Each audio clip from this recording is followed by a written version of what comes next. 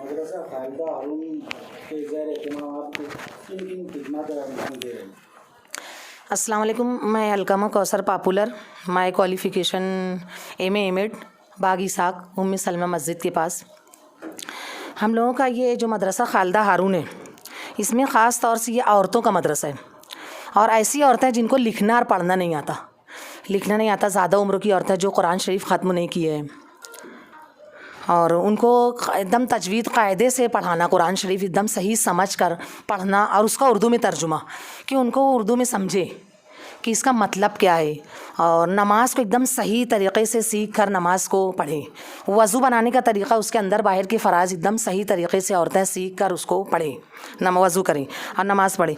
और दूसरा वही मदरसे में जैसे बेवाओं की खिदमत का, हमारे मदरसे में कोई ऐसी औरत आ रही जो बेवा है, उनका कोई रिश्तेदार नहीं या कोई नहीं, तो उनका खाने पीने का इंतज़ाम या दवा गोली का इंतज़ाम, ये हमारे मदरसे से ये एक ज़रिया है। और दूसरा है कि हमारे मदरसे में कुछ ऐसी औरतें आती जो मुताल्लिक़ा हैं, जो बैठी हुई हैं, एक दो बच्चे लेकर मुताल्लिक़ा हैं, शादी दूसरी नहीं करती, तो उसके ताल्लुक़ से ऐसा है कि हम लोग उनको समझा बुझा कर, भाई क्यों बैठे हो आप, दूसरी शादी कर ले, तो उसके लिए जो भी ज़राए हैं वो हम उसका इंतज़ाम करवाना।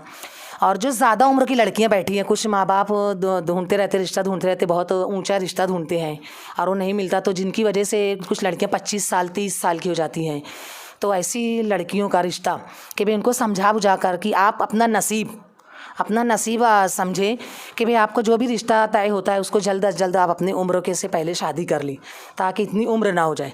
ये हमारी मदरसे की खिदमत है।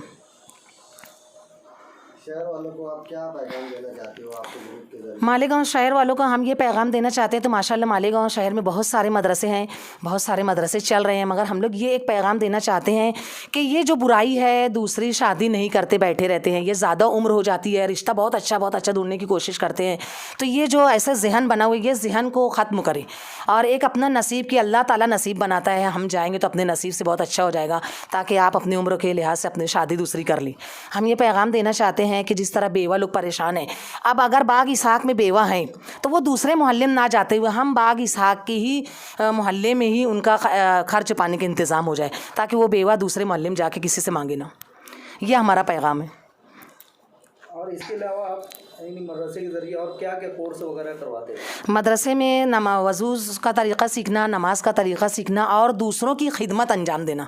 मदरसा तो पढ़ रहे हैं माशाल्लाह, मगर दूसरों की किस तरह से खिदमत करना, इसका एक अमली जज्बा पैदा करना, ये सिखाते हैं हम लोग अपने मदरसे में, ये सिखाना चाह रहे हैं। और यही पैगाम मैं पूरे मालेगांव वालों को, पूरे मालेगांव के साथ पूरे हिंदुस्तान को, पूरे हिंदुस्तान के साथ पूरी दुनिया में ये तालीम आम हो। हम लोग अल खिदमत ग्रुप बाग इसाक ये एक पैगाम देना चाहते हैं, हर एक मेरे साथी। और कुछ जैसे रोज़ी रोज़गार का भी कुछ जरिया बनवाते हैं आप? रोज़ी रोज़गार का जैसे सिलाई क्लास जैसे चलती है, सिलाई मेहंदी क्लासेस जो सीख रहे हैं लड़कियां, तो सिलाई जब कोर्सेज सीख लें तो उसके बाद वो उसी कोर्स पर अपना रोज़ी रोज़गार चलाएं, सीखने के बाद अपनी क्लासेस जारी करें और कोशिश करते रहे दूसरे काम के लिए भी।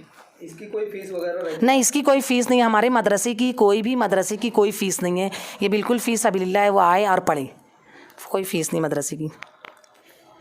मैडम आप ये बताइए, आप इस फील्ड से, इस ग्रुप से कब से जुड़े हैं और क्या क्या आपने खिदमत अभी तक देखा है और अंजाम दिए हैं? अल्हम्दुलिल्लाह, मेरा नाम मलिका तरन्नुम है, मैं औरंगाबाद से आई हूँ। जैसा ये आपा के इनके ग्रुप से मैं 1 साल से जुड़ी हुई, और दीन के काम में मेरा ये पैगाम है इनको, जैसे कि अल्लाह ताला अपनी मंजिल है और आप सल्लल्लाहु अलैहि वसल्लम रहबर है, कि जो गुमराही में है कि वो सीधे रास्ते पर आ जाए, कि अल्लाह किसकी बरकत से किसकी ज़िंदगी में बरकत दीन की डाल दे।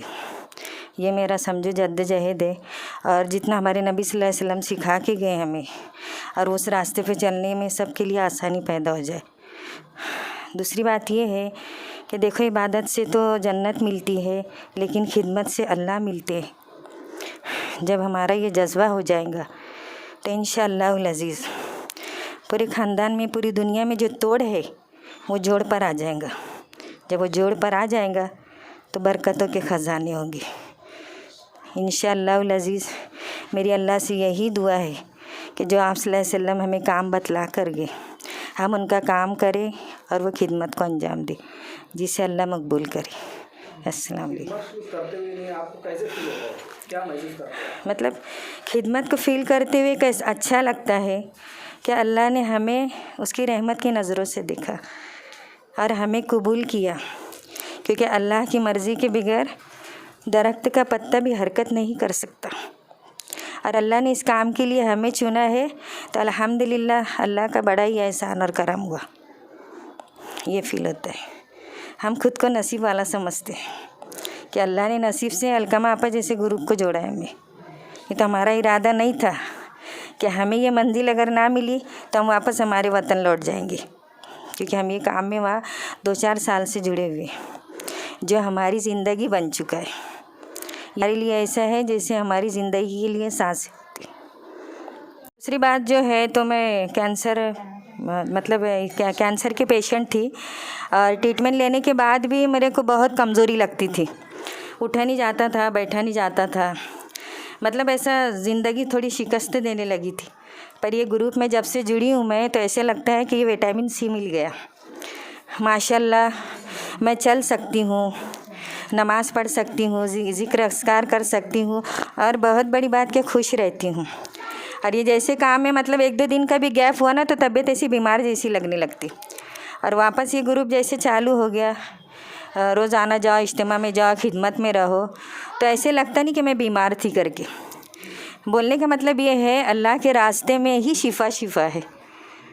तो हम खुद भी शिफ़ा उठाएंगे और हमारी नीयत है, हमारा इरादा है, जितनी दुनिया की बहनें हैं वो भी जुड़कर इसमें शिफ़ा हासिल करें। इसमें दुनिया की भी शिफ़ा है और आखिरत की भी है, मानो ये बैंक ऑफ आखिरत भी। अल्हम्दुलिल्लाह, क्योंकि तंदुरुस्ती 1000 नेमत होती है। अस्सलाम वालेकुम। आप ये खिदमत ग्रुप से कब से जुड़े? अस्सलाम वालेकुम। ये हम 3-4 साल का वक्फ़ा हो रहा है, हम इसमें जुड़े हुए हैं और ये अलकमा आपा की वजह से हम ये सब ग्रुप तैयार हैं। और जब से मैं इसमें जुड़ी हुई हूँ, जब से मुझको बहुत इन लोग साहब से मोहब्बत हो गई है, अब अलग होना तसव्वुर भी नहीं कर सकती हूँ मैं। और बस चाहती हूँ ज़िंदगी की आखिरी सांस तक मैं इन लोगों के साथ और वतन की खिदमत में लगी रहूँ।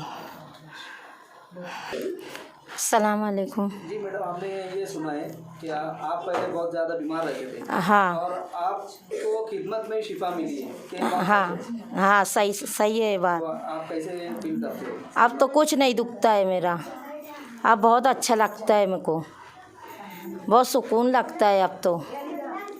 यानी खिदमत को आप किस नज़रिए से देखते हो? जैसे पहले आप नहीं करते थे और पहले नहीं करती थी, पहले जाहिलियत ज़्यादा थी और अब बहुत मोहब्बत हो गई अब तो। क्या बीमारी थी आपको? ये मेरी नस दब गई थी, नस चौकअप हो गई थी, तो पैर मेरा सूज गया था, तो डॉक्टर बोला नो गारंटी है बोली। तो जब से मैं इसमें लगी हूँ ना, तो जब से मेरी बीमारी भाग गई है।